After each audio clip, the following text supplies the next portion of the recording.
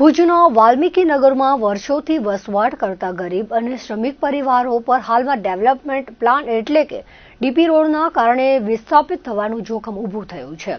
આ ગંભીરતા મુદ્દે બહુજન આર્મી સામાજિક એકતા મિશન ભારત દ્વારા જિલ્લા કલેક્ટરને લેખિતમાં રજૂઆત કરી હતી। મકાનોના બાંધકામ કપાતમાં રાહત આપો અને સમયમર્યાદા વધારવા માંગ કરવામાં આવી છે। સંસ્થાના સ્થાપક લખન દુઆ દ્વારા કરવામાં આવેલી રજૂઆતમાં જણાવાયું છે કે આ વિસ્તારમાં છેલ્લા 70 થી 80 વર્ષ જૂનો વસવાટ છે।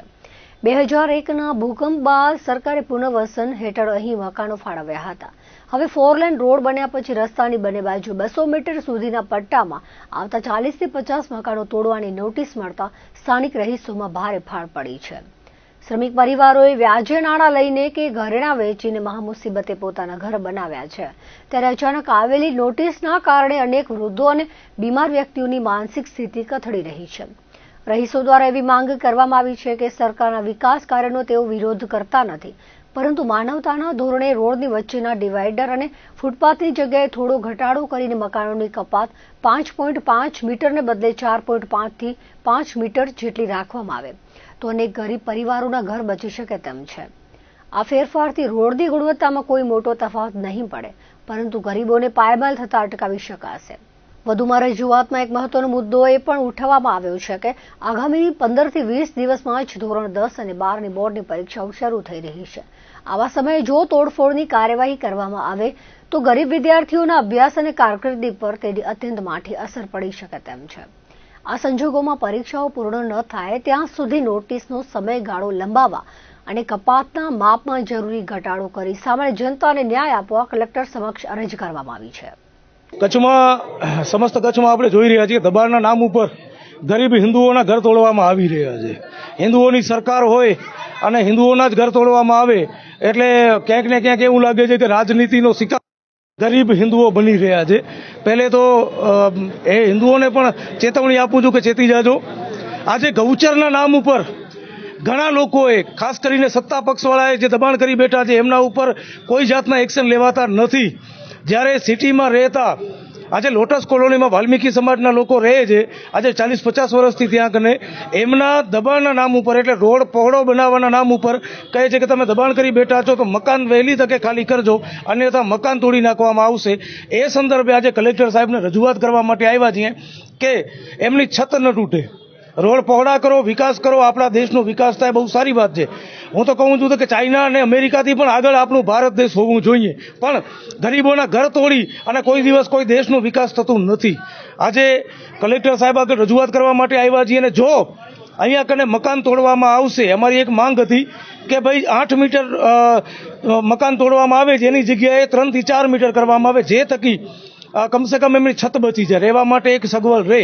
તોડો, કોઈ વાંધો નહીં, રોડ પહોળા બનાવો, અદાણીને આપી દો, અંબાણીને આપી દો, બીજા કોઈ અહીંયાના ભાજપના લુખા નેતા હોય એમને જમીન આપી દો, કોઈ વાંધો નહીં, આપો બધાને, પણ ગરીબોની છત દૂર કરતા નહીં।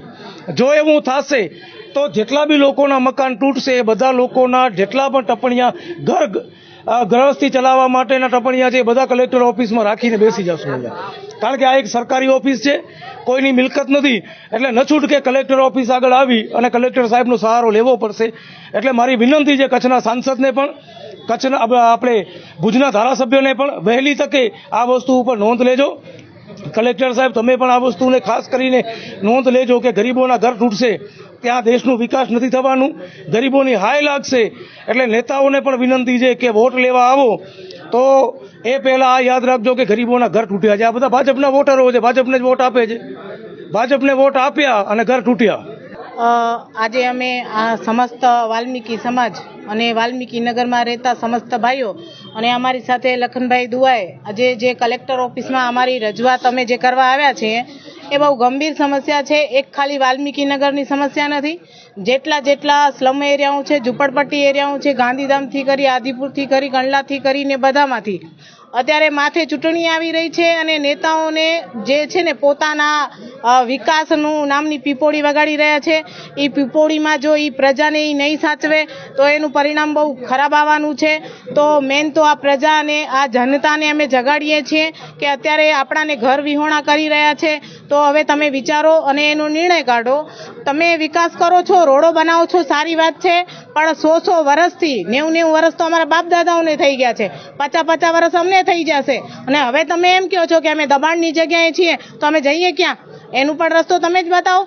વોટ લેવા આવો છો ત્યાં સાહેબ, ત્યારે તો તમે એમ નથી કહેતા કે તમે ઝૂંપડપટ્ટી એરિયાના છો, તમારા વોટ માન્ય નહીં ગણાય. ત્યારે તો આપ સાહેબ શ્રી આમ હાથ જોડીને આવો છો, અમને કરજો આમ કરીને બધી પ્રજાને આમ જેને કહેવાય ને કે ફોસલાવીને બધું તમારું કામ કરી રહ્યો છો. નોટિસ આપી ગયા છે કે 3 દિવસમાં ખાલી કરવાનું. 3 દિવસમાં અમે ક્યાં અમારા બધા ઉચાળા ભરીને લઈ જઈ, બરાબર? અને ડિવાઈડર મોટી છે, એને જો નાની કરી અને 2 બાજુ થોડો કટ કરે તો જે 8 મીટરને બદલે થોડું ઓછું આવી શકે એમ. અને ઉપર અમારા છોકરાઓની પરીક્ષા 10મા 12મા વાળાની પરીક્ષા આવી રહી છે, તો બધું અમે કેવી રીતે બધું આ સોલ્વ કરી શકીએ?